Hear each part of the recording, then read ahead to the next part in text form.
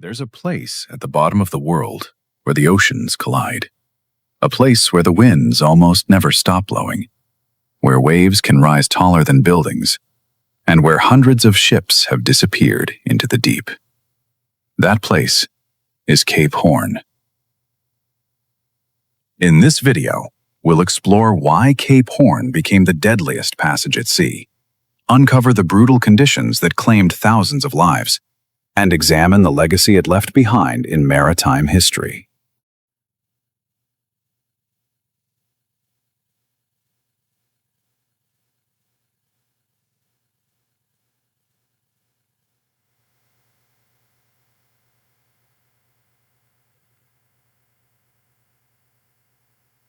For centuries, rounding Cape Horn was the greatest challenge in sailing, a brutal passage that tested not only a ship's endurance, but also the limits of human survival.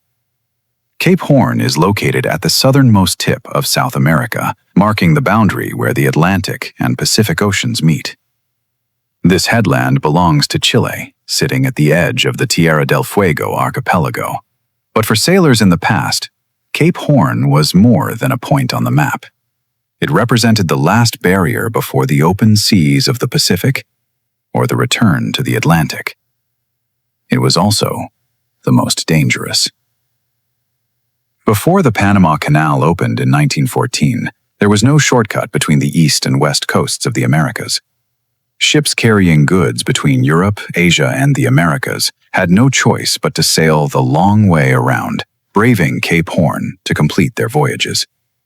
What made Cape Horn so deadly was a combination of geography, weather, and ocean dynamics.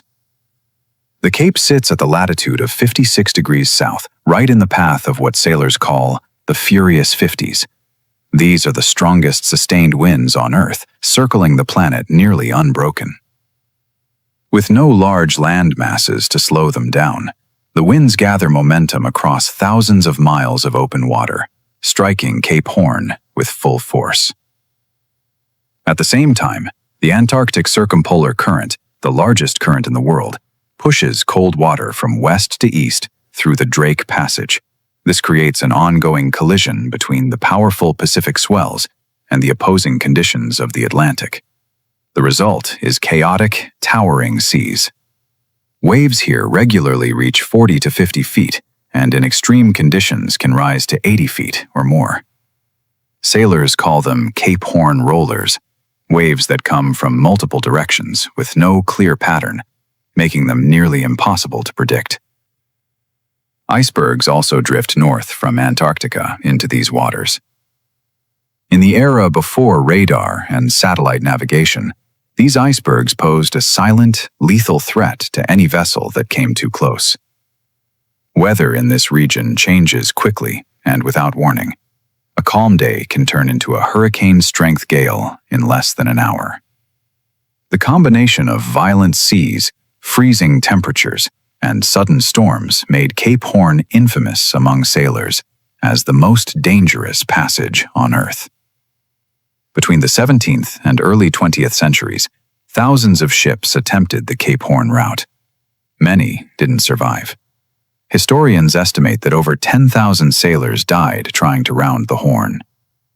The toll was not just from shipwrecks, but also from exposure, accidents, and illness brought on by the relentless cold and wet conditions at sea. Hundreds of ships vanished beneath the waves or were shattered against the rocky shores. In the 19th century, over 800 shipwrecks were recorded in the waters near Cape Horn. Some of the most notable tragedies include the William Brown, which struck an iceberg in 1841, and the Dundonald, wrecked in 1907, leaving a handful of survivors stranded on a remote island for months. Life at sea during these voyages was harsh beyond modern understanding. Crews worked in freezing rain and gale-force winds, often climbing ice-covered rigging just to keep their ships afloat. Hypothermia, frostbite, and exhaustion were constant threats. Many sailors referred to rounding Cape Horn as a rite of passage, but for too many, it became a final journey. Today, most commercial ships avoid Cape Horn altogether, thanks to the safer and faster Panama Canal. But Cape Horn is still there, and the dangers remain.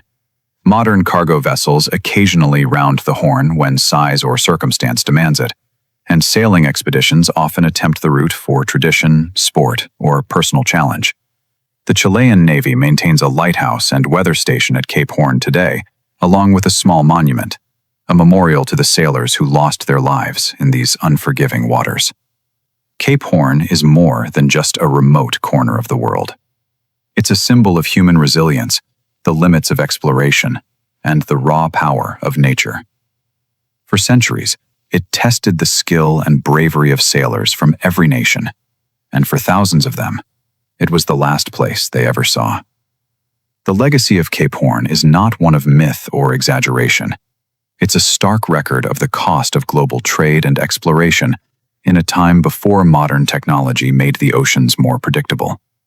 Even now, in the age of satellite navigation and steel ships, the waters around Cape Horn command respect.